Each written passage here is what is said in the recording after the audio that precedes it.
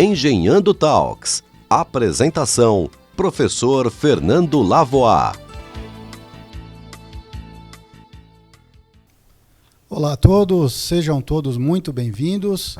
Meu nome é Fernando Lavoie, sou diretor do CETEP, aqui na Escola de Engenharia de São Carlos. Esse é o Engenhando Talks. Vamos conversando com um professor muito importante aqui para a nossa escola, né? O professor Renato Belliot. Vamos falar sobre metodologias ativas de aprendizado. Muito obrigado, professor, por ter aceitado o convite aqui e conversar conosco. O prazer é todo meu. Estou aqui à disposição porque você quiser saber e eu puder responder. Maravilha, vamos começar. Bom, muito se fala sobre metodologias ativas de aprendizado. Está na moda até, né, entre os professores, falar sobre metodologias ativas nesse sentido. Porém, para a engenharia, como é que a gente pode aplicar na prática do ensino de engenharia esses tipos de metodologias que são mais modernas, vamos dizer assim, né? Existe uma frase dita por um amigo meu, que ele é professor da física de São Paulo, que é Cláudio Dib. Ele vem militando nessa questão do ensino de física. Não deixa de ser uma área exata, que ele diz assim: o ensino vai bem, mas o aprendizado não. Porque daquela época, nós estamos falando em coisa de 15 anos atrás, já se questionava muito o modelo de ensino de engenharia. Eu digo por isso porque a proposta aqui do CETEP foi essa, foi tentar modernizar e ensinar de alguma maneira, ensinar, é ruim usar a palavra ensinar professor, mas mostrar ao professor que ele poderia fazer diferente. Algumas coisas diferentes do que simplesmente o modelo da transmissão, que é ir em sala de aula, ser o especialista que fala e o aluno aquele que recebe. Quer dizer, em momento algum, nesses anos todos, a minha formação e a sua provavelmente foi muito parecida com isso, o aluno é muito passivo, ele fica numa atividade passiva e a gente acreditava que o professor fazendo a parte dele, o aluno estaria fazendo a parte dele, quer dizer, 50%, 50%. Aí se o professor faz 100%, é um bom professor, de nada resolve, porque a gente não consegue avaliar a aprendizagem. O processo de aprendizagem é diferente, a construção do conhecimento se dá de maneiras diferentes, e principalmente para essa geração agora. Essa geração tem modelos de paradigmas e processos diferentes, são nativos tecnológicos, nasceram na tecnologia. Nossa geração é de imigrante tecnológico, né? Tivemos que migrar para. E fomos educados num modelo formal. E o que acabou acontecendo é que nós reproduzimos esse modelo durante muitos anos. E houve muitas queixas a partir daí. Os alunos reclamaram. Eu presenciei na minha vida acadêmica muita coisa, professor, mas tem professor que é muito ruim, tem professor que não ensina a gente não participa da aula, tem que ficar quieto. E aí é que começaram a levantar alguns parâmetros para que, como é que eu faço para o aluno ser mais ativo? Como é que eu faço para o aluno participar mais da aula? Como é que ele demonstra interesse? Como é que ele responde a pergunta? Como é que ele interage com os colegas? Porque nem isso era permitido, né? Isso era entendido como conversa. Então, eu penso que a aprendizagem ativa ela veio nesse contexto mesmo, de facilitar a participação do aluno na aula.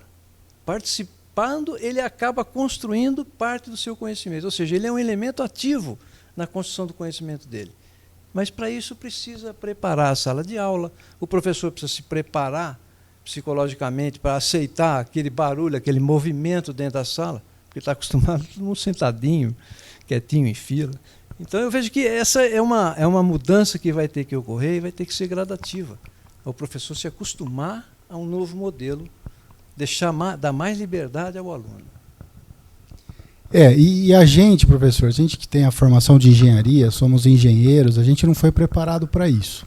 Não foi, a gente foi preparado para esse modelo convencional em que a gente fala e o aluno escuta, calado, passivo, como você comentou. É verdade. Na sua opinião, quais são as principais dificuldades, aí, indo mais para a nossa área de engenharia, que o professor, o docente na área de engenharia tem para conseguir migrar para os modelos de metodologias mais ativos? Bom, eu acredito que ninguém migra sem conhecimento. Nada nessa vida acontecerá sem que os professores sejam preparados para isso. Eu vejo o CETEP como um papel fundamental nessa transição. Sozinho o professor não vai fazer. Existem experiências já relatadas que professores tentaram mudar a sua dinâmica dentro da sala de aula e não deu certo. Porque foram por conta própria, sem estrutura, se basearam em artigos que leram. E o artigo, quando ele é publicado, ele nem sempre dá todos os detalhes. Quer dizer, não se publica fracasso, só se publica o que deu certo. O que deu errado não fica. E o professor, quando tenta reproduzir isso, ele não consegue. Então eu vejo assim, o passo fundamental é criar, as universidades americanas têm o Learning Center, Learning Systems, que é para ser o elemento propagador de novas tecnologias, de novas metodologias de ensino, novas práticas de ensino, novas estratégias, porque sem isso o professor de engenharia particularmente não vai conseguir. Além do que, ele é muito reticente a essa questão da aula em si. A aula, até hoje, ela não foi valorizada o suficiente para permitir que o professor invista nisso. Ele investe em pesquisa, investe em projeto, em publicação de artigo, e, infelizmente, durante esses anos todos, a dinâmica, a moeda de troca foi essa. Você publica, você ganha não sei o quê. Você pesquisa, você ganha não sei o quê. E a aula, no relatório do professor, era uma linha insignificante, ela dei aula de tal disciplina. Então, eu vejo como primeira coisa a ser pensada, tem que preparar o professor. Ele não adianta, ele tem que aceitar o fato de que ele não está pronto para isso aí. É isso mesmo, precisa de metodologia e treinamento, né? E mais, é o que o senhor falou, o ensino precisa ser mais valorizado dentro da universidade, né? Porque o ensino é fundamental, a nossa prioridade zero, sem sombra de dúvidas, né? Numa universidade de prestígio como a nossa, é a graduação, formar profissionais. Essa é a nossa prioridade zero, né? Bom, partindo agora aqui para as questões mais metodológicas, a gente está aqui com um especialista em metodologias ativas de aprendizado. Professor, eu queria que você comentasse, dentro das metodologias, como é que são os níveis de aprendizado? Como é que a gente pode analisar os níveis de aprendizado? A avaliação da aprendizagem sempre foi uma questão muito difícil. Mesmo nos modelos que a gente está habituado, que é o modelo formal de transmissão, a prova ela sempre foi uma coisa formal, é um mecanismo para se dar uma nota, não para medir aprendizado. Por exemplo, qual professor, qual disciplina declara quais são os objetivos de aprendizagem? Ou seja, ele quer saber o que é que ele espera, o que ele espera que o aluno seja capaz de fazer ao fim daquela disciplina. Ele não... Se você olhar as ementas das disciplinas, você vai ver o que a disciplina vai cobrir. Mas ninguém fala ao final dessa disciplina, o aluno vai ser capaz de andar 100 metros com uma perna só em 10 segundos. Muito bem. A partir do momento que você define o que ele tem que fazer, a avaliação fica fácil. Ele tem que ficar numa perna, andar 100 metros e você mede o tempo que ele levou. Agora, do jeito que nós ensinamos, do jeito que é o modelo da transmissão, o professor ensina, ele não sabe o que vai avaliar, ele não sabe nem primeiro o que o aluno tem que aprender. Ele acha que é o que ele tem que ensinar. Aí a avaliação ela fica mediante uma prova, ou mediante um projeto, ou mediante um trabalho que vai fazer de pesquisa, alguma coisa do tipo. Então, sempre já foi, na minha forma de ver, a avaliação era uma tapeação mesmo. Tapeação. Era um procedimento administrativo formal. Eu tinha que dar uma nota ao final do ano e, se o cara soubesse reproduzir exatamente aquilo que eu queria, do jeito que eu queria, do jeito que eu falei, seguindo os passos do algoritmo que eu dei, pronto, estava certo. Então, era um modelo de reprodução. Reprodução do modelo do professor. Na metodologia ativa, o modelo tem que ser do aluno. Ele é que vai dizer como é que ele aprende, o que é que ele gosta, o que chama mais a atenção dele. É dar essa liberdade para que ele possa navegar dentro. Então, você pensa fazer, por exemplo, um projeto, mas o projeto tem que ser ao vivo, tem que ser na sala de aula. Tem que ter participação dos pares, tem que ser trabalho em equipe, mas um trabalho em equipe formalizado e fiscalizado, quer dizer, olhando para esquecer aquele mecanismo da tapeação, né? Um faz, 5 dão o nome. Não nesse tipo de coisa estou me referindo. Estou me referindo à sala de aula mesmo. Quer dizer, eles têm que trabalhar ali, eles têm que construir, e, principalmente, eles têm que participar, têm que dizer o que eles querem aprender. Hoje, a tecnologia faz com que o aluno saiba qualquer assunto, basta ele tem o mundo na mão dele, no celular dele. Então, você vai dar uma aula, vai ficar reproduzindo, ele olha aquilo lá, ele é capaz até de te dizer, professor, não é bem assim. tem uma coisa que ele viu lá de um outro professor que gravou. Então, as metodologias ativas, elas vão privilegiar a participação do aluno em sala de aula, que é o que é mais importante, e que é difícil de avaliar. Então, o professor vai ter que ser preparado para avaliar.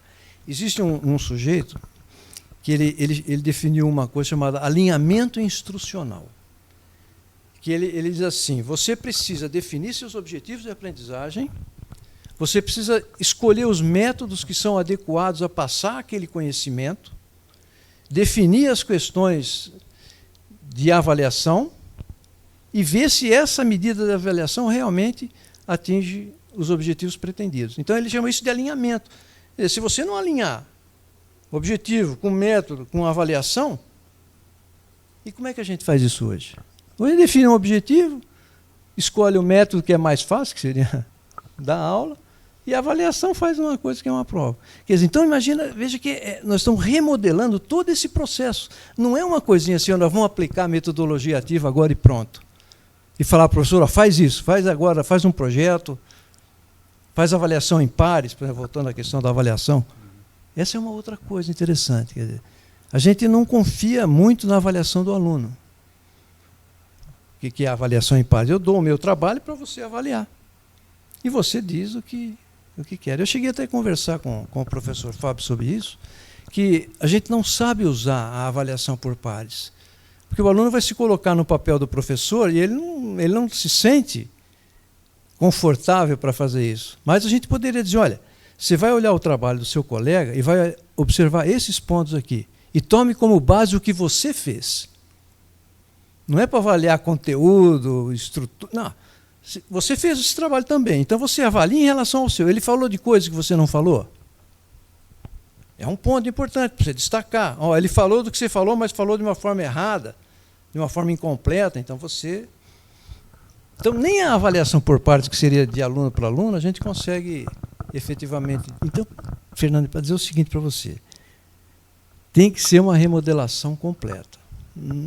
Eu não vejo a aprendizagem ativa como uma coisa isolada, que você vai, é essa técnica aqui, é essa estratégia. Não vai funcionar.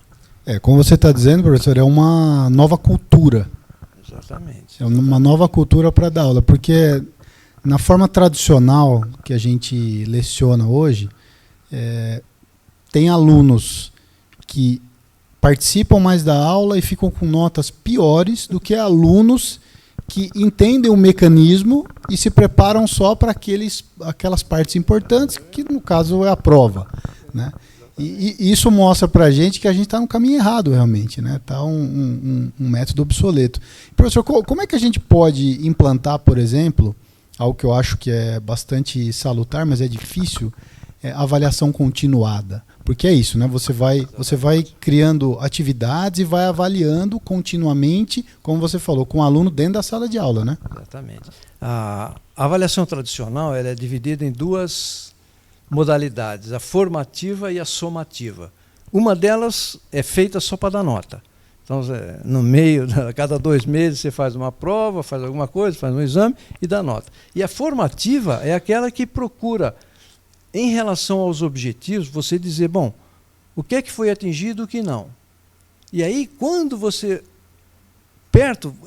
para responder a sua pergunta, eu podia me basear na formativa, na avaliação formativa, que é essa avaliação continuada. Você faz alguma coisa, avalia, vê o que não funcionou e adota mecanismos corretivos para voltar para trás e para ver aonde errou.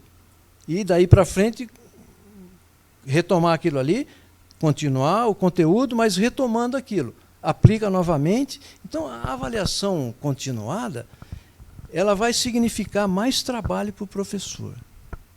Então, aí eu vou voltar àquela questão anterior. Qual o valor que ele vai dar a essa coisa? Se a universidade em si não valorizar, não demonstrar que ela está dando valor a essas coisas, o professor vai ter trabalho na hora de aplicar metodologias diferentes, ele vai ter que aprender, ele vai ter que ser ensinado, ele vai ter que avaliar, por exemplo, para fazer uma avaliação mais concreta, ele vai ter que acompanhar, refazer, reformular, mudar o curso. Tem professor que dava o curso há 20 anos com o mesmo material. Eu conheci professores assim. inclusive colegas que fizeram isso. Então, você imagina essa mudança que vai ocorrer, que deve ocorrer, porque não tem outra maneira. A geração, o ensino está fracassado. Se a gente insistir nesse modelo, o ensino vai fracassar. Os alunos vão ficar completamente desmotivados para isso. Eu desde o ano passado, professor, eu estou tentando incluir algumas metodologias ativas, né, nas minhas disciplinas. E, lógico, a gente tem que se preparar, alguma coisa não dá muito certo, mas a grande parte das minhas tentativas assim, foram com êxito, e a gente enxerga do outro lado, que é o mais importante, o nosso público, o estudante, ele reage positivamente, ele gosta disso. Com certeza. Ele gosta, então isso é muito importante para a gente, né? Vale a pena a gente se preparar, se instruir, entender as metodologias e colocar na prática. Cada um da sua maneira, né? Porque a gente já dá aula há bastante tempo e aí você tem aquele teu jeito, né? De lidar com os alunos e tal. Indo para... Voltando aqui para... Me permite um detalhe interessante. Quer dizer, de manhã a gente estava conversando sobre inteligência emocional.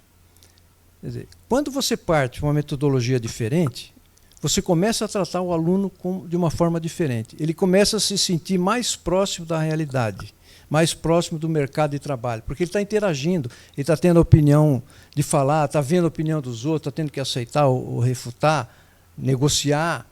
Então, o aspecto do aluno em si trabalhar nas questões da aprendizagem ativa favorece até essa questão do trabalho futuro. Quer dizer, de trabalhar a inteligência emocional, que é uma das coisas que a gente, infelizmente, não trabalha. A gente só aposta no QI, não é o que indicou, né? Seria o quociente de inteligência. E hoje eles falam que o quociente emocional é que vai fazer a diferença. Ou seja, e nós não estamos preparando. Imagina assim, uma avaliação por pares, uma metodologia ativa em que o aluno está participando, está ativo, ele está usando a inteligência dele. Ele vai ter que entender as emoções, vai ter que controlar as suas emoções. Então é um aspecto muito positivo sobre esse ponto de vista. Saber trabalhar em equipe, né, que é um negócio tão manjado, mas os alunos têm dificuldade. Né? Saber a hora que ele vai ter que ser o líder do grupo e vai ter que se expor, né? Isso realmente é importante, a gente tem que colocar dentro das nossas disciplinas.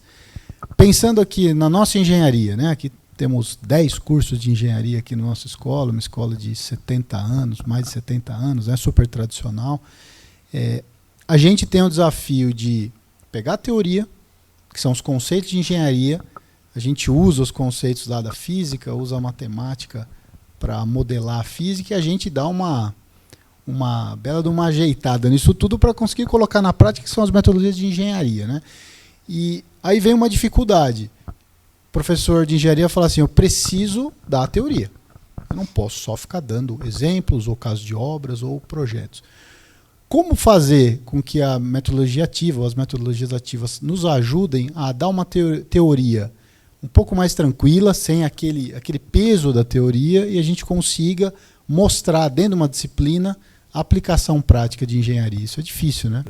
Eu vou usar a referência do David Kolbe, que ele cria um sistema de referência em 2 eixos perpendiculares, formando 4 quadrantes. E que depois teve a contribuição, ele define nos eixos, no eixo vertical, lá em cima a experiência concreta e embaixo a conceitualização abstrata. A experiência concreta é o cara que está voltado para aquilo que é concreto, para a realidade, para o mundo, está aberto às mudanças e às novas alterações que ocorrem. E a conceitualização abstrata é aquele cara que conceptualiza tudo, ele é muito voltado para os seus valores, então ele tem valores individuais muito fortes. No eixo horizontal, no extremo direito, estaria a observação reflexiva. É aquele cara que observa antes de agir. E no outro extremo estaria a participação ativa, que é aquele cara que age antes de pensar. Já sai fazendo antes de pensar. Só aí a gente já vê que tem umas situações muito interessantes, né? Que é você dizer assim, bom, olha aqui, ó, esse negócio aqui, o que você quer fazer com ele? Ah, não, eu preciso ver primeiro como é que funciona, não tem uma referência que eu possa ler. E do outro lado o cara já quer partir para fazer alguma coisa. Essa estrutura ela sofreu uma contribuição de McCarthy, que foi inserir perguntas nesses 4 quadrantes. Ele diz o que acontece ali dentro. Tem um detalhamento um pouquinho que a gente pode falar depois. Mas, para responder a sua pergunta, eu vou me ater só a essas questões das perguntas. No primeiro quadrante é o porquê, no segundo o quê, no terceiro como e no quarto EC. Então, no primeiro quadrante está a experiência concreta com observação reflexiva. Então, é o cara que é aberto à realidade com aquele cara que gosta da teoria, do conceito. Então, naquele porquê, ele fala, vai lá na realidade, traga os problemas para os alunos. Agora, em sala de aula, eu trago os problemas. Olha, tem tal assunto, tal área tem esse problema, tal área tem esse... Trago especialistas para poder falar sobre o mesmo problema. Então, eles sabem que esses problemas existem na realidade. Porque não adianta falar, ó, essa teoria aqui resolve o problema. Mas qual? Eu mesmo passei por essa dúvida, mas faço o que com isso aí? Né? Ela serve para quê? Era teoria pela teoria. Então, no primeiro quadrante, você vai, traz o porquê, traz os problemas. No segundo quadrante, que é a delimitação é pela observação reflexiva e pela conceptualização abstrata, e você entra com a teoria, que é o quê. Quer dizer, o que é que eu preciso saber para resolver esses problemas aqui. Então, praticamente, o aluno já viu que tem o problema, ele existe, ele é real, ele é concreto, e agora ele vai ver aquela teoria. Então, estou me referindo agora à pergunta que você me fez. Ele vê aquela teoria contextualizada. Ele não está vendo a teoria solta no ar como se fosse um fantasma que apareceu de repente, porque é assim que a gente se sente. Então, terceiro quadrante é o como. Conceptualização abstrata com experiência prática. Nesse quadrante, você vai dizer, esse problema aqui se resolve com essa teoria aqui. Então, vamos ver como é que a gente aplica essa teoria. Essa teoria, que está baseada nesse conceito, para resolver esse problema. Então, em vez de dar listas de exercício e projetos teóricos, a gente está dando um projeto prático. Para ele aplicar aquilo que ele viu na teoria para resolver um problema que foi mostrado para ele. Que, inclusive, ele pode ir na prática buscar. O professor pode se dispor a falar, vocês vão e busquem problemas ligados a tal área. Vem para a sala de aula, eu te ensino, a gente discute a teoria, pode até ser dentro de uma abordagem diferente, como a aprendizagem ativa, e põe o aluno para resolver. Aí entra o projeto. Quer dizer, o projeto está contextualizado numa teoria e numa realidade. Então, ele vai e trabalha no projeto, que é o como. E o último quadrante, que é da experiência ativa com a experiência concreta, a pergunta é esse: o que acontece se? Então, você pega aquele problema que você trouxe da realidade e fala, escuta, agora suponha que eu queira mudar um pouco essa condição aqui. Porque ele já pegou uma condição estruturada. O que acontece? Né, o EC é isso, quer dizer, o que acontece se... E se eu não tiver esse dado? Se esse dado não for confiável, se essa informação eu não tiver, se eu quiser construir tal coisa, o que é que eu tenho que fazer? Então, aí você dá a oportunidade do aluno de rever a teoria, de rever aquela técnica que foi ensinada para ver como é que ele abordar aquele problema. E é por isso que a metodologia de Checklin ela passa a ser tão importante. Porque a realidade ela vai mudando, E no ensino tradicional, o professor dá um probleminha fechado, bem estruturado, que aceita uma única solução ótima, e está tudo presente ali. E quando ele vai para a prática, para o mercado de trabalho, a realidade não é essa. Então, eu acho que é o jeito, é uma referência muito interessante de você contextualizar problema e teoria. Bom, bem interessante, professor. Então, quer dizer que o professor que dá um projeto em sala de aula, ele está dando um projeto provavelmente muito limitado, né? Com condições de contorno simples, que sejam de fácil domínio, né? E, na verdade, se você seguir, por exemplo, essa metodologia, você consegue contextualizar essa teoria dentro da problemática mais próxima possível da prática, né? Ele vai viver. Exato. Bom, muito interessante. E isso não adianta, a gente tem que estudar, né? A gente tem que estudar, tem que entender as metodologias e, sobretudo, tem que aplicar, errar. Eu acho que utilizar metodologias ativas é errar, corrigir, né? E conseguir acertar e fazer as coisas de uma maneira... E o ativo, por um lado, ele diz isso, né? Ele traduz dinâmico, né? A aprendizagem dinâmica, que ela tem que se movimentar. Era uma coisa fixa. E eu acho que quando você chama os alunos e deixa os alunos mais como protagonistas da aula, a coisa fica mais fácil também, né? Com certeza. Porque a gente tem condição de ir consertando, de ir, né, mudando um pouco a rota da aula de acordo como o nosso público responde, né? Exatamente. Então o aluno passa de um mero espectador para ser um ator. Então ele entra dentro da peça.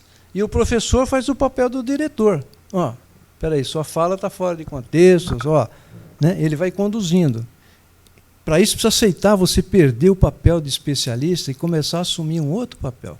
O papel de orientador, de conselheiro, do que propriamente daquele professorzão que é o centro das atenções, né? Exato. Eu já dou aula, professor, há 12 anos, né?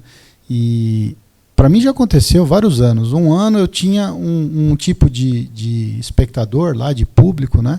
Um certo padrão.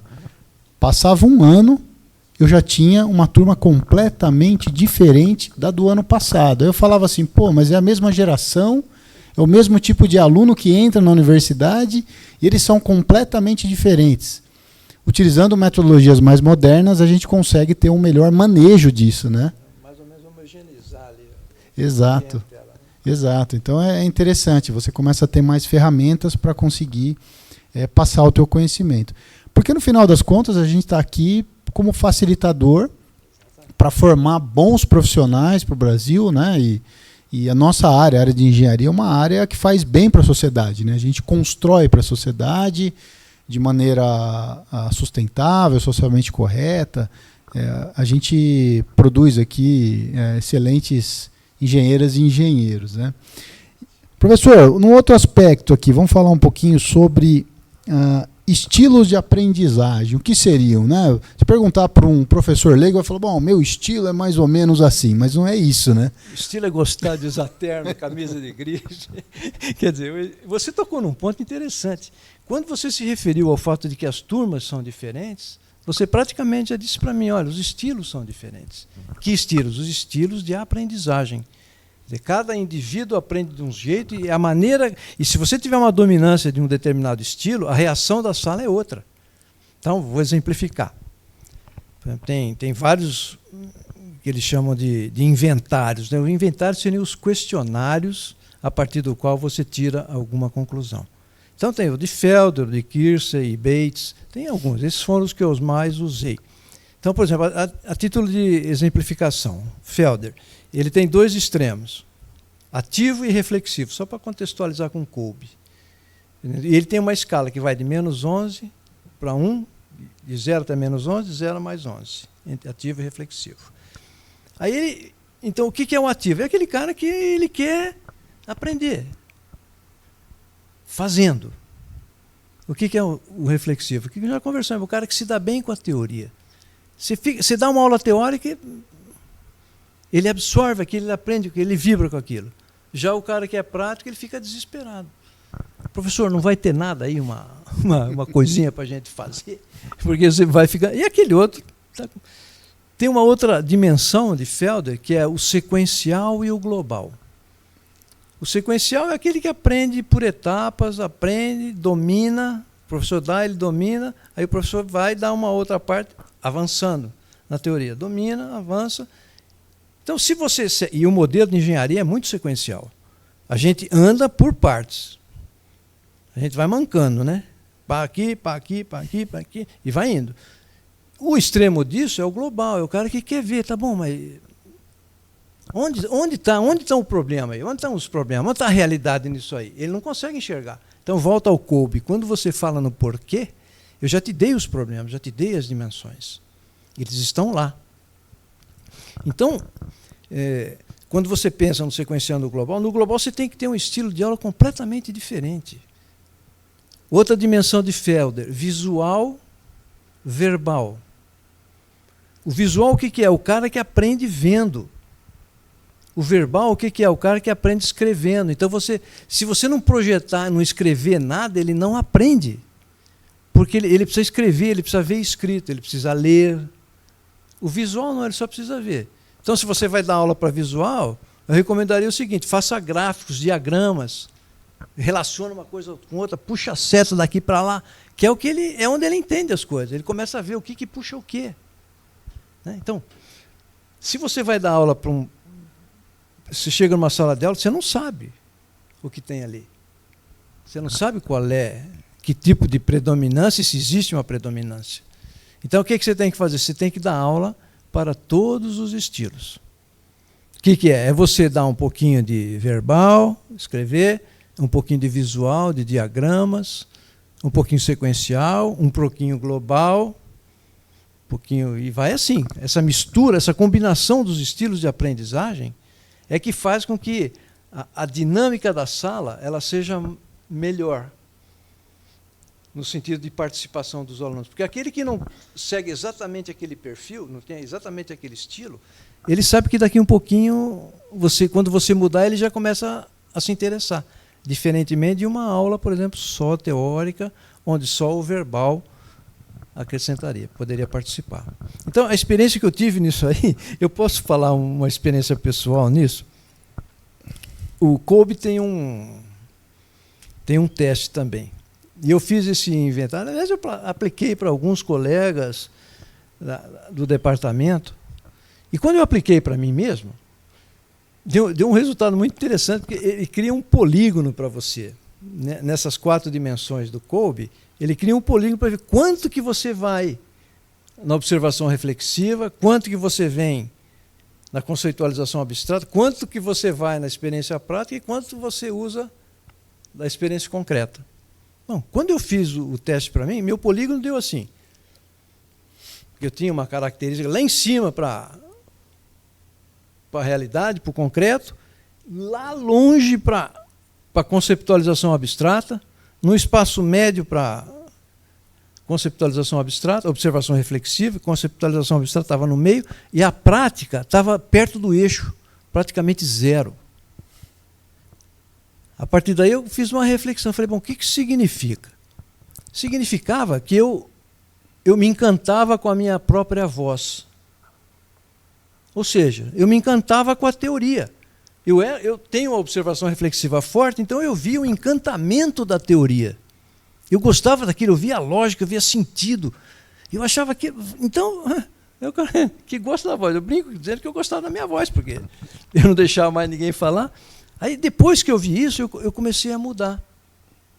Eu comecei a migrar. Falei, eu preciso esticar esse eixo aqui de algum jeito. Então, o estilo de aprendizagem, quando você se submete a um teste, você também tem essa possibilidade de se remodelar, de ver como é que você se comporta. Porque sem isso, não tem como. O cara vai falar, eu vou dizer para você, olha, você devia... Primeiro que professor não assiste aula de professor. O professor tem que ir ver o outro dar aula. Não para melhorar o outro, mas para aprender, para ver o que o outro faz, interagir. E a gente, infelizmente, não faz isso. Exato. Esse é um ponto bem interessante, porque a gente falando sobre pesquisa e publicação de artigos, nós somos avaliados por pares a todo tempo. O tempo todo. E a gente não aceita a avaliação por pares no ensino, e a gente deveria. Eu acho que um poderia contribuir muito com o outro. Isso com toda certeza. E falando no modelo do ensino de engenharia, né, um modelo tão tradicional e tão fechado que a gente tem várias caixinhas. Cada disciplina é uma caixinha. E se a gente não tomar cuidado, nós, enquanto professores das disciplinas, para tentar unir, né, essas caixinhas, realmente fica algo que quando o aluno termina o curso, ele fala, o que eu aprendi a fazer? O que tem a ver uma coisa com a outra? Exato. Então, mas isso é culpa nossa. Isso é culpa nossa. Né? Nossa. Permite uma intervenção? Se você olhar o modelo curricular hoje, tem aqui em cima um curso, engenharia de produção, vou falar da minha área. Uhum. Desce, aí você se separa em 10 semestres, em cada semestre você pendura um monte de disciplinas, e vai assim, primeiro semestre, segundo semestre. Essa é a radiografia nossa. Pega primeiro semestre, bom, tem cálculo 1, tem física 1, e o que acontece é que cada disciplina não conversa com a outra. É como se ela tivesse uma existência por si só. Ela tem um conteúdo, o professor vai dar o conteúdo, mas ele não se pergunta, olha, o que cálculo 2 vai precisar? Se não for ele que for ministrar, o que ele precisa saber? Vai lá com o professor e pergunta, olha, como é que é a ementa da sua disciplina? Deixa eu dar uma olhadinha. O que você precisa que o cara venha? Que pré-requisito ele precisa ter? E, infelizmente, é uma coisa que não acontece. Mesmo nas áreas de formação profissional específica, que é a questão da engenharia de produção, onde eu trabalhei, nem ali acontecia isso. Sabe? PCP1, PCP2, controle de qualidade 1, 2. Se é o mesmo professor, ele sabe. Agora, se não é, ele também não sabe. E ele também não sabe avaliar quais são as necessidades que a sua, ou quais são as facilidades que a sua disciplina pode oferecer para outras. Ele não ousa entrar em outros assuntos que não seja a disciplina dele. Nisso, a visão sistêmica ajuda. Porque você tem que dar a tua disciplina olhando para o sistema maior. Então, você tem que dizer, olha, eu tenho uma interface aqui, tenho uma interface ali. Quer dizer, o aluno já mais ou menos se prepara. Fala, bom, então eu preciso saber finanças? Precisa. Eu ensinei PCP. Para ministrar PCP, você não consegue... Eu ensino as técnicas, lógico, que são as coisas tradicionais de controle de estoque, programação da produção, previsão de vendas. Mas eu sempre tive o cuidado de dizer o seguinte, ó, mas você faz um plano de produção muito bonitinho, certinho, mas você pode se esquecer de que precisa de dinheiro para fazer isso aí. A empresa precisa bancar o seu plano. Então você precisa ir lá no financeiro e dizer, olha, eu vou fazer esse plano custa tanto. Ah, tá bom, porque senão o financeiro o que vai fazer? Vai aplicar dinheiro. O financeiro, a medida de eficiência dele é dinheiro. Aí você faz a programação da produção. Ó, vou programar, vou fazer dia tal, você tem que fazer produto A, porque o estoque vai durar até dia tal, depois o produto C, depois o J. Aí chega lá na fabricação, o cara faz aquilo que é mais conveniente para ele. Aquele que é mais fácil, aquele que usa melhor as máquinas, o que dá uma utilização constante. Sendo que, às vezes, você precisa aceitar a ociosidade. A máquina precisa ficar parada, determinadas máquinas, porque você precisa produzir outras coisas, porque o estoque vai afundar. Então, é interessante a gente observar a estrutura curricular de um curso de engenharia. Né? Se a gente puder fazer um gráfico, é tipo um organograma. Está lá, o curso, que seria o diretor, depois desce para cá 10 semestres, 1, 2, 3, e em cada semestre um conjunto de disciplinas. E, normalmente, essas disciplinas não conversam uma com as outras. Então, o que deu a anterior, que é um pré-requisito, ele não sabe o que o outro precisa. E ele não vai também perguntar ao professor, olha, que pré-requisito você quer? O que você quer que o aluno venha sabendo para a sua disciplina? Porque é comum também a gente ter que voltar para trás. Ah, professor, eu não sei isso. Então, você é obrigado a voltar para trás, porque os professores não se conversaram. Isso é comum em todo, até na área de engenharia de produção onde eu trabalhei. A gente quase não conversava, um professor não assistia a aula do outro, não sabia o que o outro precisava tratar para que ele pudesse continuar a partir dali. Em PCP, onde eu trabalhei, tinha uma outra disciplina, PCP3, que era um outro professor que dava. Então, eu mantinha ele sempre atualizado. E uma das características também que a gente... vamos chamar assim, eu vou usar uma expressão que é típica de teoria dos sistemas, que são sistemas fechados. Sistemas fechados são sistemas que não interagem com o meio ambiente, não trocam nenhum tipo de informação com o meio ambiente. Então, cada disciplina ela se transforma num sistema fechado. Que ela existe por si só, ela não troca nenhum tipo de influência e não é influenciada por nada do sistema mais amplo. O sistema mais amplo seria outra disciplina, o curso em si. Aí o professor esquece de fazer referência à realidade. Olha, mas eu tenho ligação daqui com a realidade. Eu tenho, dentro da minha disciplina de PCP, por exemplo, eu falava para os alunos, olha, o PCP não existe em completa isolação. O PCP interage com a empresa inteira, então ele é muito central, ele é muito vital. Ela depende do controle de qualidade. Se você fizer mal feito, o controle de qualidade vai recusar, você não vai atender a venda. Aí vai ficar devendo. Ou uma partida vai ficar incompleta, você não vai poder botar no navio. Interage com o custo, porque precisa saber, você precisa manter o custo baixo, porque tem um pessoal controlando. Interage com o pessoal de compras. Você falou, ó, eu preciso de material de qualidade, porque se você comprar de baixa qualidade, só olhar preço, o que vai acontecer é que vai ter produto defeituoso. Nós não vamos conseguir entregar. Finanças, ó, vai lá e pergunta, ó, meu plano vai custar tanto, tem dinheiro para isso? Tem, então reserva, que eu vou precisar desse dinheiro para o plano de produção. Você desce no nível abaixo, vai fazer a programação da produção. Você faz uma programação bonitinha. 100% de utilização das máquinas. Aí esquece que falta energia, aí esquece que falta produto, aí esquece que o funcionário falta, esquece que para manutenção. Então, a produção tem que interagir também com a manutenção. Quando é que você está pensando em parar? Que máquina você vai parar? Quando vai parar? Quer dizer, então, essa visão sistêmica é que PCP permitia. E que, às vezes, as outras disciplinas também poderiam fazer e não fazem. Permanecem no sisteminha fechado e não observam as relações de influência, que eu quero dizer, como é que você influencia e como é que você é influenciado por. Então, o PCP influencia vendas? Influencia. Como é que vendas influencia o PCP? Então, é uma mão dupla, né? Ela vai e volta, em termos de influência. Legal. E, professor, pensando aqui nas habilidades que a gente entende importantes para o aluno de engenharia levar para iniciar a sua carreira profissional, atualmente, professor Renato, que tipo de habilidades que uma engenheira, um engenheiro que acabou de se formar, por exemplo, aqui na nossa gloriosa Escola de Engenharia de São Carlos, ou em qualquer escola aí no Brasil, quais são as principais habilidades atualmente que uma engenheira ou um engenheiro tem que sair aqui da escola preparado, né, e apto para aplicar essas habilidades?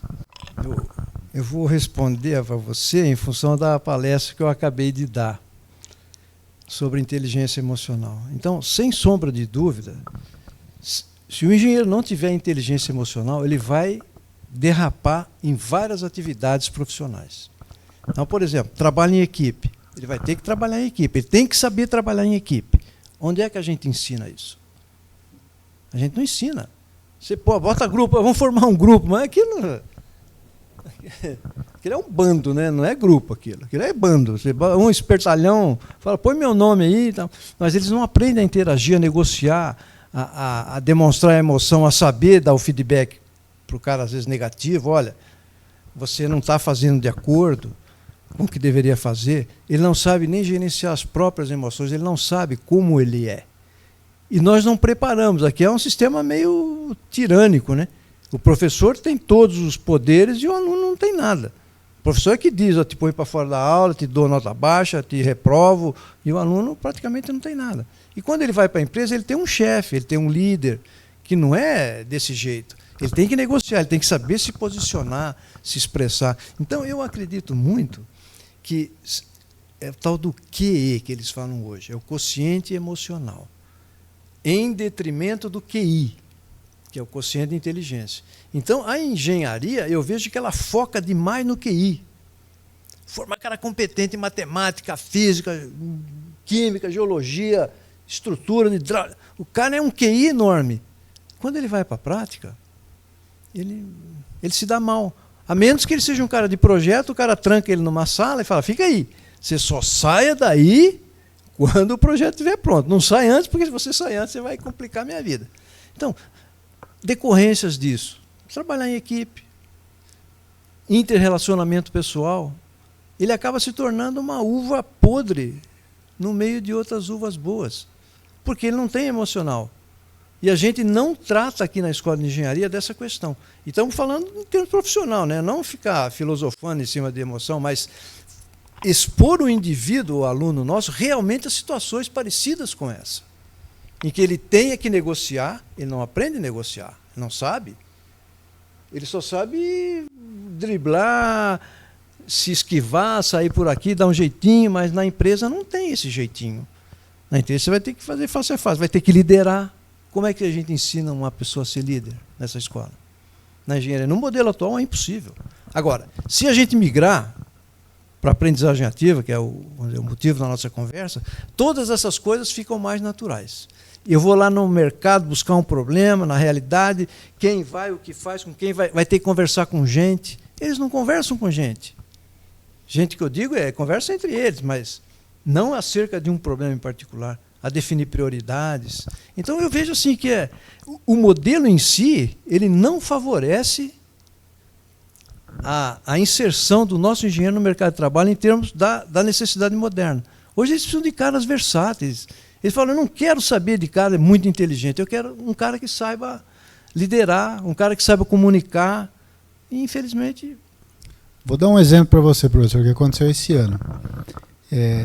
Infelizmente, eu dou uma aula tradicional, eu estou começando a usar metodologias ativas, né? Aprendendo, errando, mas estou utilizando.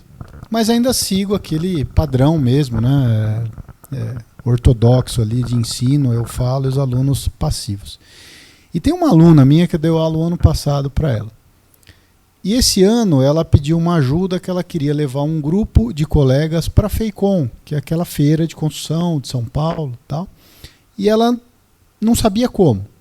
Aí eu a ajudei, conversamos com a diretoria também ajudou, arrumou um ônibus. Eu falei, olha, precisa arrumar a turma, precisa encher esse ônibus. Ela, professor, fica tranquilo, nós vamos encher esse ônibus, vamos daqui para São Paulo. E ela me convidou para ir, eu fui como responsável da turma lá, fiquei o dia inteiro com eles lá. Na hora da gente voltar, eu falei assim para ela, olha, você é uma líder.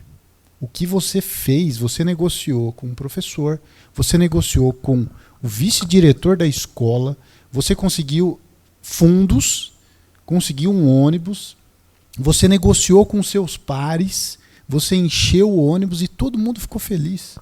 Você é uma líder. Mas veja, como eu não uso metodologias ativas assim de forma frequente, eu só consegui observar essa capacidade dela, esse comportamento de líder, numa situação fora do normal, extra classe, né? Dentro da classe seria praticamente impossível.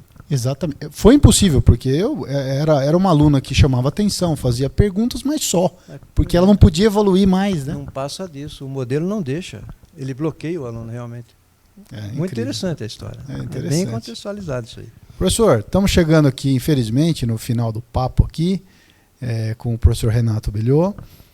Eu queria que você falasse um pouquinho, né? Você foi diretor do CETEP, eu sou o atual diretor, o professor Fábio Guerrini é o vice-diretor aqui. A gente está assumindo numa condição diferente, que a gente tem espaços modernos para atuar, ainda vai ter mais reformas, a gente está trazendo coisas novas aqui.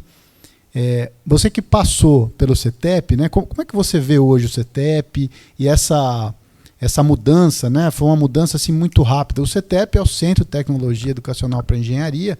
Falando em tecnologia, a tecnologia está evoluindo muito rápido, né? Nos últimos, talvez, 15 anos para cá. Como é que você vê essa maturação do CETEP? Eu vejo com muita satisfação, porque agora ele começa a se parecer um CETEP. Em função da própria estrutura, vamos dizer, da arquitetura que foi montada, das salas de aula, das salas para projetos, das salas para, como essa que nós estamos agora, sala para seminários. E eu posso relatar, quando eu fui diretor, na época, ele era subutilizado. E subutilizado no sentido não de frequência de pessoas, mas subutilizado no sentido de produzir alguma coisa. Ele era usado para fazer transparência, para fazer filmagem, para fotografar eventos, mas ele mesmo não fazia nada, apesar dele ter vindo, de ter sido criado pelo Márcio Giorgetti, que é um cara que ele teve uma tendência forte para ensino de engenharia. Foi ele que trouxe, o primeiro cara que eu ouvi falar em estilos de aprendizagem foi ele. Ele veio da hidráulica. Então ele montou esse centro com uma outra expectativa. E quando eu fui diretor aqui, praticamente era a continuidade do que vinha fazendo. Eu me lembro que eu fui conversar com o diretor, que eu queria implantar um sistema de gravação, trazer internet, e usar o orçamento inteiro anual do CETEP para fazer isso. O que o CETEP hoje faz, né? Daí, as gravações, a resposta foi não, porque não havia prioridade. A gente tinha, isso aqui era uma coisa meio assim, ó, tem que ter um diretor aí. Quem é que mexe com o ensino? O Renato. Então, foi o Renato. Quer dizer, eu praticamente caí de paraquedas aqui. Mas era uma situação em que você não tinha autonomia nem para investimento, nem para melhorar. E hoje eu vejo com uma grata surpresa toda essa estrutura, toda a tecnologia que foi montada aqui. Isso é sinal de que nós vamos começar a dar um pouquinho mais de atenção para aquilo que importa.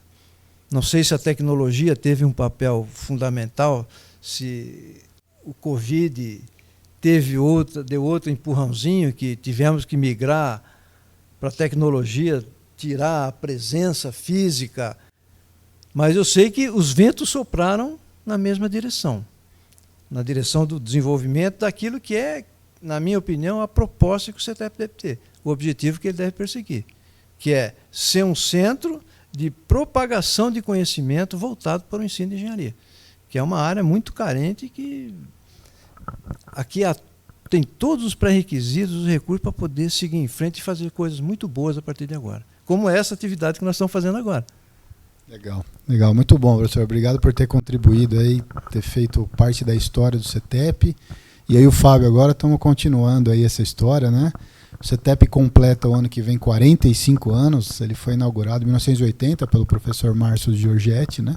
Então, para mim é uma grande alegria aí fazer parte desse grupo. Professor, muito obrigado pela sua presença, o papo foi ótimo, foi de altíssimo nível aí, metodológico, né?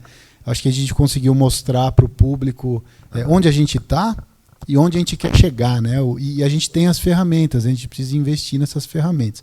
Muito obrigado pela sua presença. Eu que agradeço. E reforço a você que você tem também uma grande responsabilidade, que não é só manter, né? É fazer isso continuar crescendo.